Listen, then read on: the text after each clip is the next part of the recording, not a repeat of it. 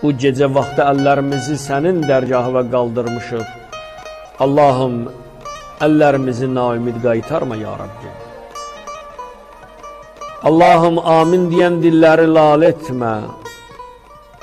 Ya Rabbəl aləmin, xəstəliklərimiz çoxalır.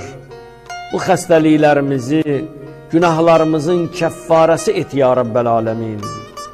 Ya Rabbəl aləmin, bizi razı olduğun qulları sırasında yarat və qulların sırasında et ya Rabbim.